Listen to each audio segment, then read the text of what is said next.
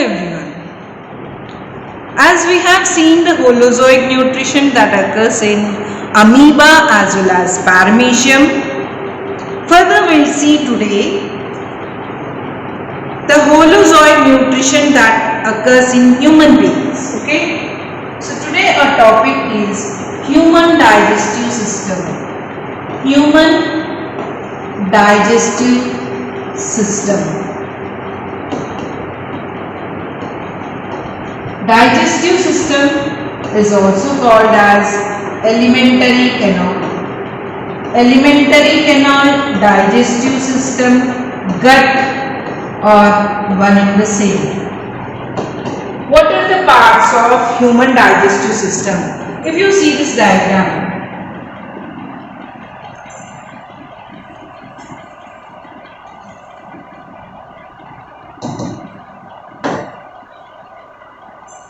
in this diagram, you can see that human digestive system consists of mouth, esophagus, stomach, small intestine, large intestine, rectum and anus. There are some glands that are associated with this digestive system. What are the glands that are associated with the digestive system?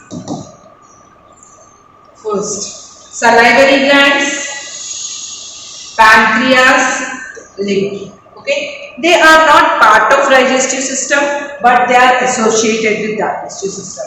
They are called as accessory glands.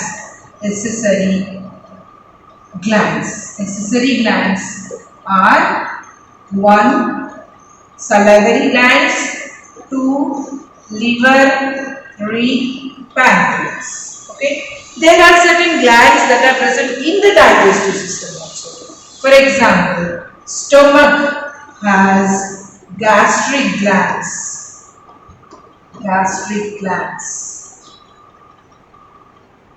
Duodenum has duodenal glands. Let us name these glands that are present in duodenum as duodenal glands.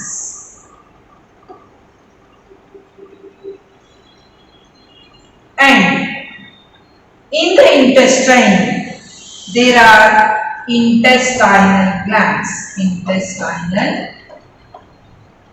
glands. So these are the glands that are associated with digestive system. So let us first see what is the function of the glands before we go into process of digestion. We'll put this digestive system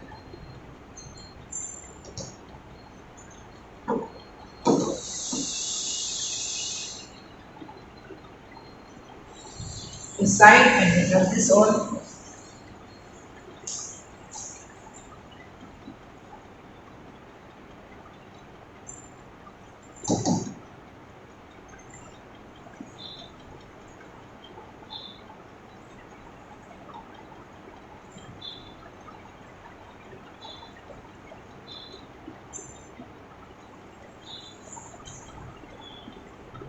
Now see, salivary glands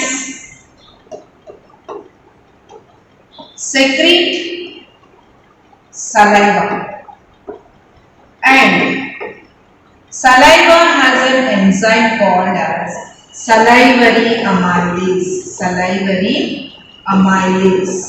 This salivary amylase digests glucose to form maltose. Maltose is glucose plus glucose forms maltose. Okay. Next gland that is associated, that is present in digestive system is gastric glands. Gastric glands secrete an enzyme called pepsin, which digests proteins. This protein digesting enzyme digests proteins and convert them into peptones.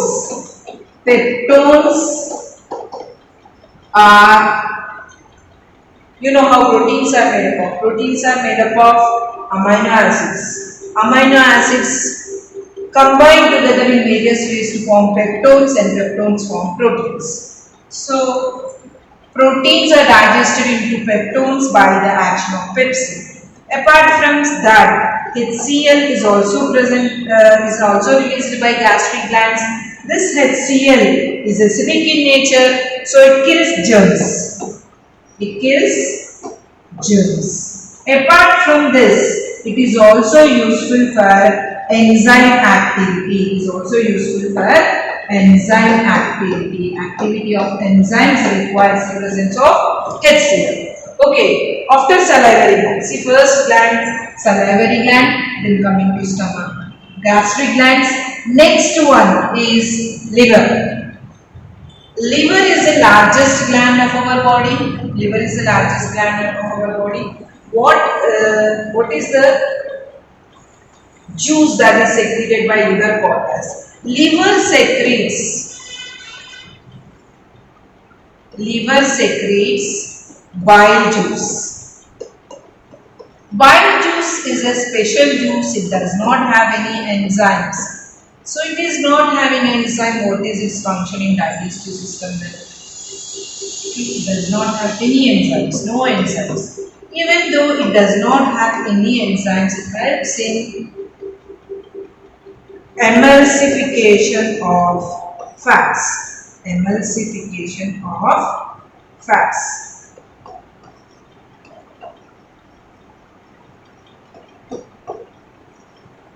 Fats.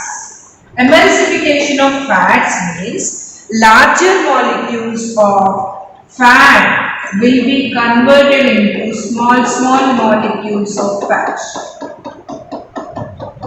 This process of converting the larger molecules of fats into smaller molecules of fat is called as emulsification of fat, and it is done in the presence of bile juice. Okay, after bile juice, what is next?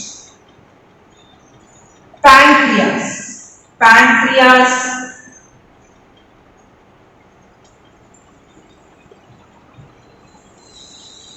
or accessory glands. Pancreas are accessory glands. They are not built in the digestive system.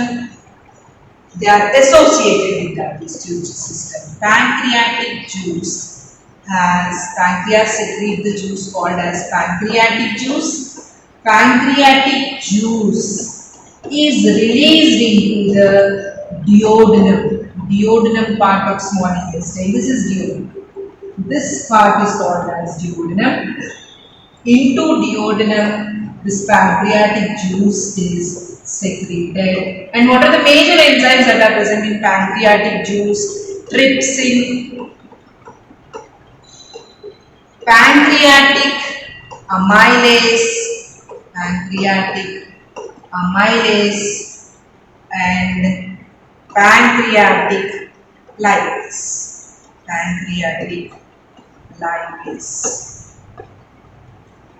These are the major enzymes that are present in the pancreatic juice. Trypsin helps in digestion of proteins. Proteins are converted into peptones in the presence of trypsin.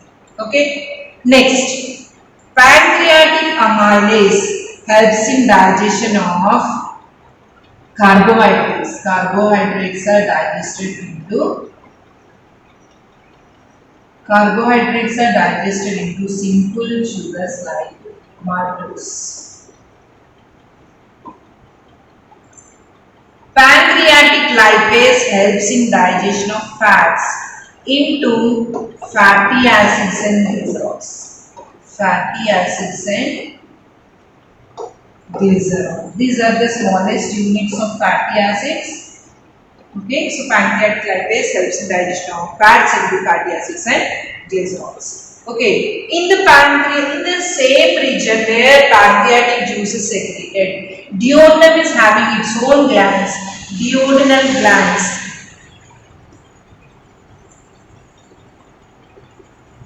The duodenal glands secrete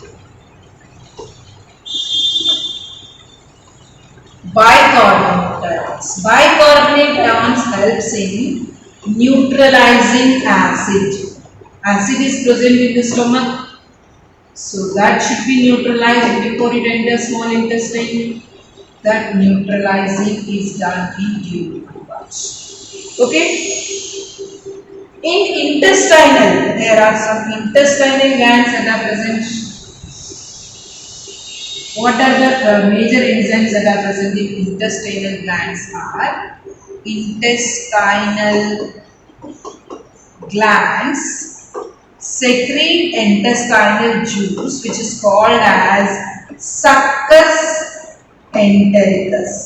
Succus entericus is a juice that is secreted by intestinal glands, and this intestinal juice has peptidases. Majorly they have peptidases and sucrase. Okay, major enzymes that are present in Succus entericus. Peptidases act on peptones and convert them into amino acids. They convert them into amino acids. Whereas sucrase acts on sucrose. It is a type of sugar that is converted into glucose. Okay. That is about enzymatic digestion and glands associated with digestive system. Let us look at the process of digestion.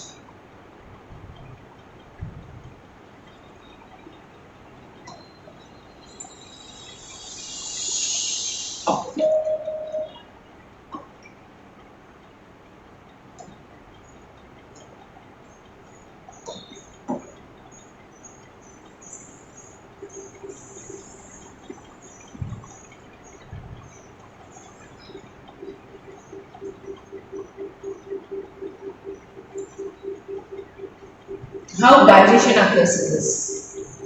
First, when you are taking the food inside, in the buccal cavity, oral cavity, the cavity that is present inside the mouth is called as buccal cavity.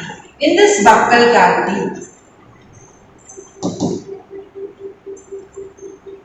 inside the buccal cavity, what is happening? Teeth. With the help of teeth, we chew the food, we grind the food, we cut it, we tear it. So it turns into pieces, and then it mixes with saliva.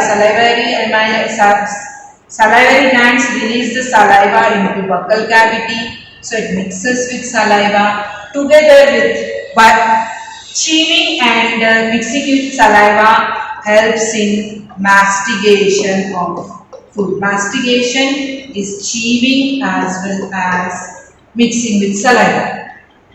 Okay. After that, food enters into esophagus.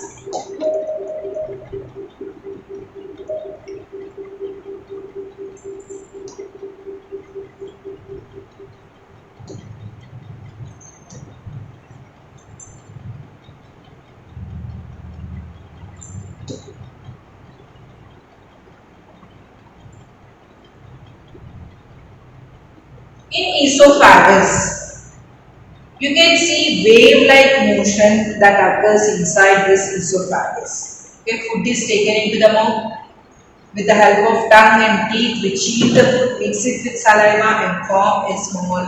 This is called as food bolus. Okay, this form is called as food bolus. This food bolus then enters into esophagus. Okay, this region is called as pharynx. Next, soft palate pushes the food bolus into the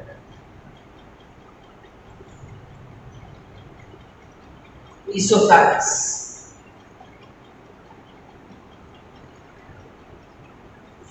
Now, inside the esophagus, there are wave-like movements that takes place. Inside the esophagus, there is a circular muscle in the inner side and longitudinal muscles on the outer side. When the food is entering inside, the circular muscles contract and they push the food bolus to backwards. And in this region, the circular muscles relax and longitudinal muscles contract. So gradually the food moves by this contraction relaxation of circular muscles as well as longitudinal muscles. And this movement produces a wave-like movement called peristalsis. Peristalsis occurs in the entire digestive system. Peristalsis occurs in the entire digestive system. From the esophagus, these peristaltic movements are also seen in stomach also. Later, near the anal region also you can see. Okay. In the anal region, when food is pushed outside our body also, we can see peristalsis. So, peristalsis occurs in the esophagus region, in the stomach region, even in the end of the large intestine. So, we can see. Okay, what happens? The food enters into stomach after the mastication in esophagus. Peristaltic movement in the esophagus, food enters into stomach. In stomach, peristalsis is like grinding motion. Peristalsis occurs like grinding motion. Food is mixed well, it is broken down into pieces. At the same time, digestion also occurs because of enzymatic activity. And the partially digested food that is entering from stomach into small intestine is called as chyme. Chyme is partially digested food. Partially digested food that enters into small intestine. Enters into small intestine.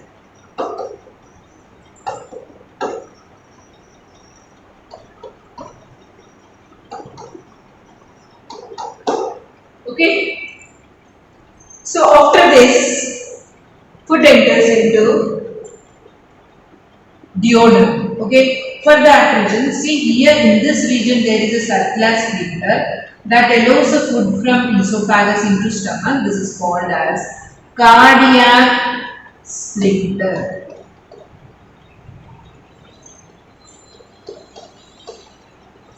That allows food from esophagus to stomach. And at the end of stomach also there is a sphincter which allows food from stomach into duodenum. This is called as pyloric sphincter. Pyloric sphincter. After the food enters into duodenum. Duodenum is the first part of small intestine. From there it enters into the small intestine. Inside the small intestine, digestion takes place and food is absorbed into structures called microvilli.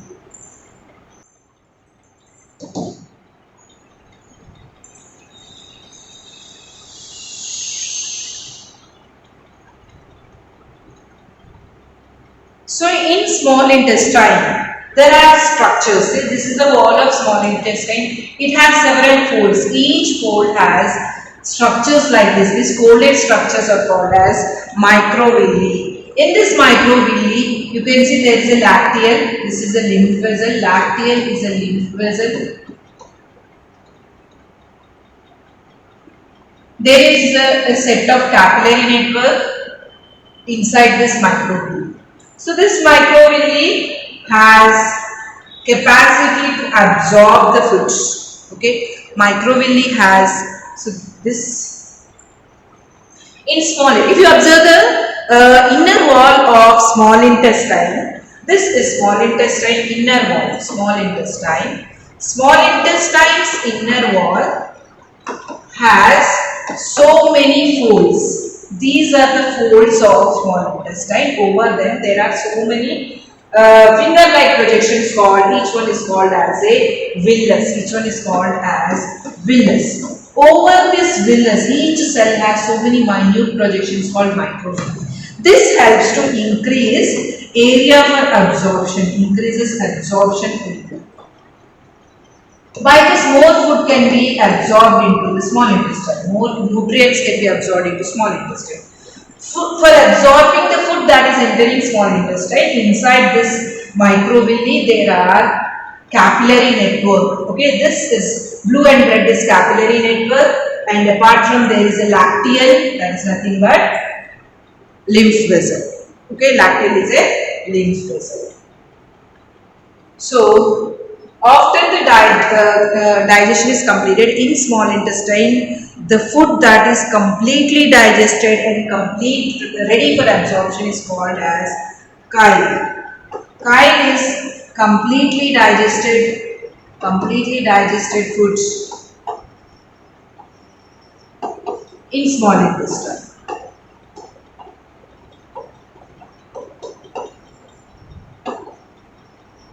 Fully digested food in small intestine is called as chyle.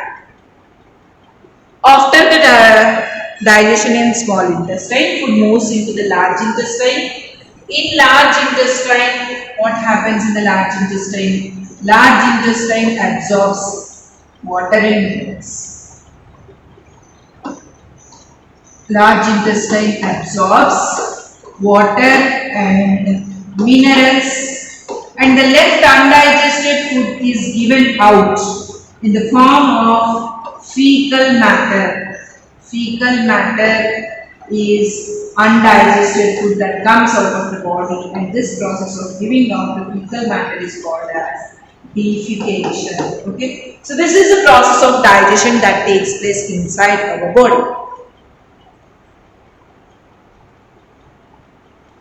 Okay children, that is it for today. I hope you have followed it. Keep yourself safe, healthy and also study well children. Bye.